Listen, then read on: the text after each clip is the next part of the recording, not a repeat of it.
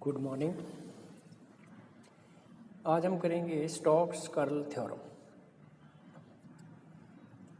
ये जो थ्योरम है ये बेसिकली सरफेस इंटीग्रल को लाइन इंटीग्रल में रिलेशन जो है वो शो करती है। सरफेस इंटीग्रल को लाइन इंटीग्रल में और लाइन इंटीग्रल को सरफेस इंटीग्रल में बदलने के काम भी आती है।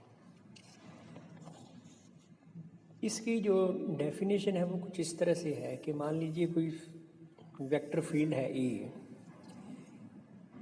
इसमें एक क्षेत्रफल है, छोटा क्षेत्रफल, और इस क्षेत्रफल को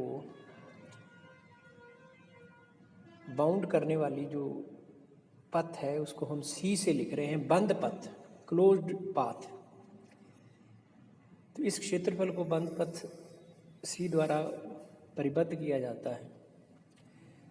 तो इसकी स्टेटमेंट कुछ इस तरह से है कि इस पृष्ठ पर वेक्टर के कर्ल का जो सरफेस इंटीग्रल है वो बराबर है वेक्टर के इस बाउंड करने वाला जो क्लोज्ड पाथ है उस पर लिए गए लाइन इंटीग्रल के, यानी curl of A dot D A is equal to a dot dl, line integral of the vector in a closed loop, and this closed loop is enclosing that surface. अब यहाँ पर हम इस theorem को prove करने के लिए इस बड़े क्षेत्रफल के छोटे छोटे क्षेत्रफल बना देते हैं। और एक चीज़ और आप याद रखिए कि integral K to L A dot D L ये बराबर होता है minus L to K A dot D L, यानी लिमिट्स यदि आप विपरीत करते हैं तो इंटीग्रल का साइन जो है वो विपरीत हो जाता है, ये आप जानते हैं। तो ये है सरफेस एरिया बड़े वाला, और इसके हमने छोटे छोटे क्षेत्रफल बना दिए। मान लीजिए इस पूरी जो एरिया है इसको कवर करने वाली जो बंद पथ है उसको भी एंटी क्लॉकवाइज लें, तो छोटे क्षेत्रफल जितने भी हैं मान लीजिए इनमें सभी में हम एंटी क्लॉकवाइज वेक्टर का लाइन इंटीग्रल की बात करें। इसमें मान लीजिए ये किसी क्षेत्रफल की जो चारों कोने हैं मान लीजिए वो के एल एम एन से शो किए जाते हैं। तो के से एल जब इस क्षेत्रफल जो छोटा क्षेत्रफल सेंटर में है, जब के से एल की तरफ लाइन इंटीग्रल लोगे आप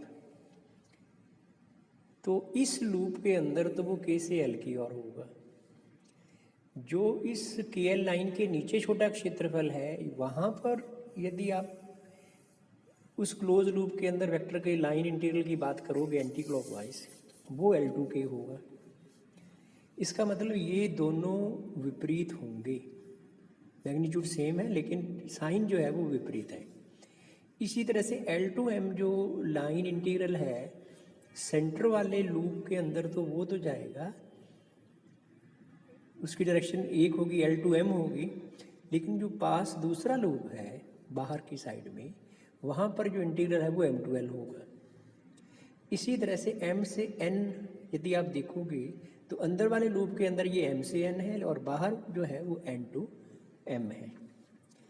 और इसी तरह से चौथे किनारा, आप इस क्षेत्रफल के अंदर जितने भी छोटे छोटे क्षेत्रफल लिए हैं उनकी बाउंड्री पर यदि एंटी क्लॉकवाइज साइड में आप लाइन इंटीग्रल लेंगे क्लोज लूप के अंदर, तो ये सारे ही जो लाइन इंटीग्रल हैं एक लूप में जो दिशा होगी और दूसरे लूप में जो दिशा होगी वो परस्पर विपरीत होगी और ये हो जाएंगे कैंसिल। लेकिन जो सबसे बाहर वाली डायरेक्ट जगह है सी के, जो सबसे बाहर वाले छोटे क्षेत्रफल हैं वहाँ पर जो बाहर वाली परिसीमा है उसमें जो वेक्टर का लाइन इंटीग्रल है वो दूसरी साइड में क्योंकि लूप है नहीं कोई, तो उससे वो कैंसिल नहीं हो पाएगा। इसलिए हम यहाँ पे ये कह सकते हैं, इस चीज़ को थोड़ा ध्यान से देखिए, A dot D L line integral in a close loop, जो कि बाहर की, यानी आप line integral in a close loop यदि पूरे सरफेस एरिया का देखें, that is equal to summation of A dot D L D C. जितने भी छोटे छोटे क्षेत्रफल हैं उनकी बाउंड्री पर लिया गया वेक्टर का जो लाइन इंटीग्रल है, इन छोटे छोटे क्लोज लूप का जो मान होगा वो इस वेक्टर के बाहर की, इस एरिया को कवर करने वाला जो बाहर वाली परिसीमा है उस पे लाइन इंटीग्रल के बराबर होगा। ये है इस का कहने का मतलब। अब आप देखिए कि curl of A dot N cap, इसकी जो डेफिनेशन है वो है limit D A tends to 0 1 upon D A dot D L. यहाँ पे डी ए जो है वो 0 की तरफ जा रहा है, तो यदि आप डी ए उधर ले जाएं तो आप लिख सकते हैं A dot D L is equal to curl of A dot N cap D A. N cap D A को आप डी ए वैक्टर कह सकते हैं।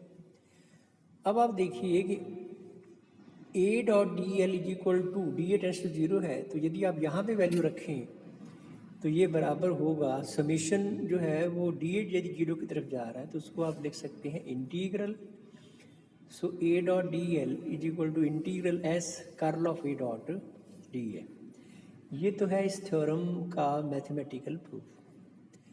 अब देखिए कि हम इस थ्योरम को प्रूव कर सकते हैं एक न्यूमेरिकल से भी।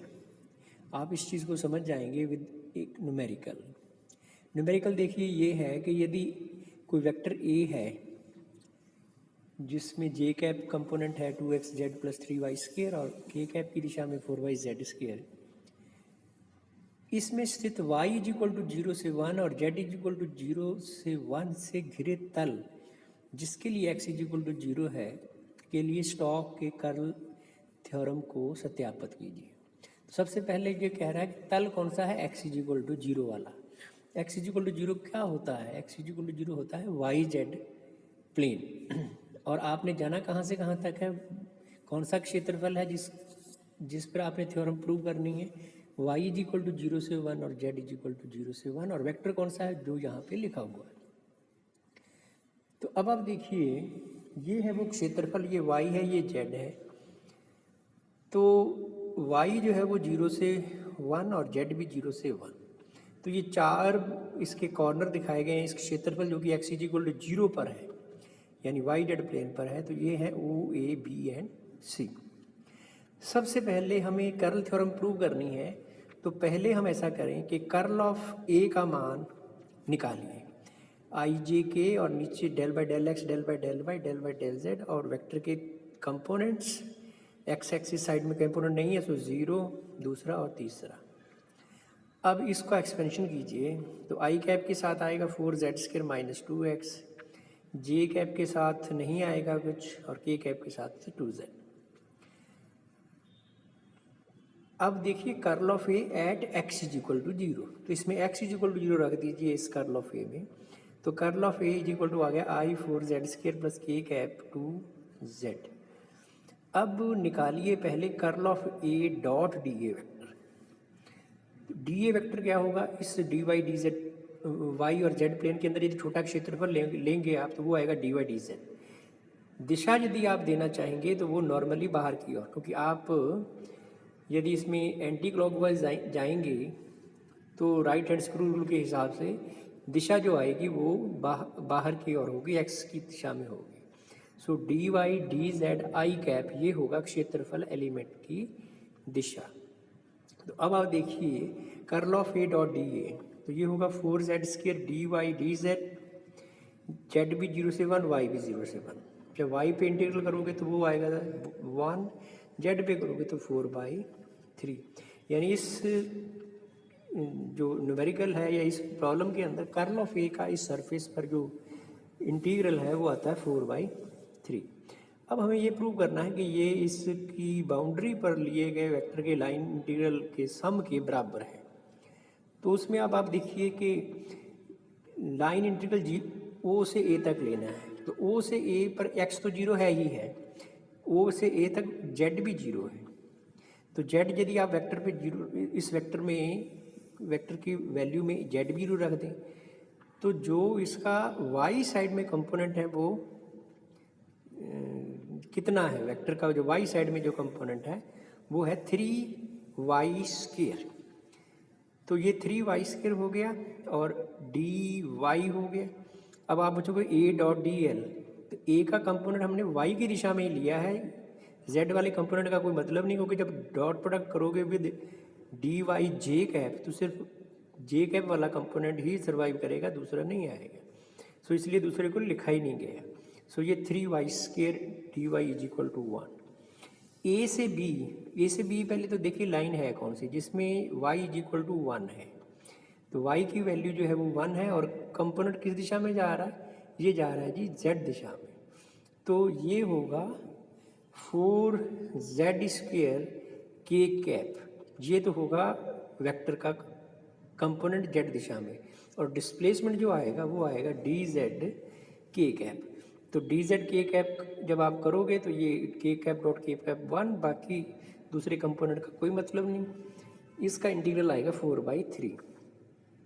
अब आप जब BC सरफेस पे, BC लाइन पे जब आप इंटीग्रल करोगे तो BC लाइन पे जो इंटीग्रल है वो हमने लिखा है, वहाँ पे वैल्यू कितनी है वेक्टर की, वेक्टर है कौन सी जगह, BC जो लाइन है वहाँ पे z = 1 है, तो z = 1 रखा जाएगा।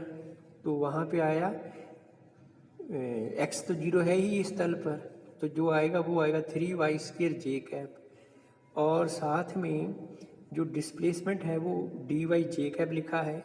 लिमिट जो है वो 1 से 0 कर दी है, 1 से 0 जब आप लिमिट करोगे तो अपने आप जो दिशा है वो विपरीत हो गई लाइन इंटीग्रल की, तो ये वैल्यू जो है वो -1 आएगी।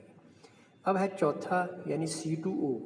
C2O जो है वो y = 0 है, तो y = 0 पर z दिशा में कंपोनेंट जो है वो अपने आप ही 0 हो गया, तो यहाँ पे जो लाइन इंटीग्रल है वो C2O जो है वो 0 आएगा। सो a.dl इन सभी का सम जो है 1 + 4/3 - 1, ये आएगा 4/3। Hence curl of a.dA = line integral in close loop a.dl। तो ये है स्टोक्स कर्ल थ्योरम।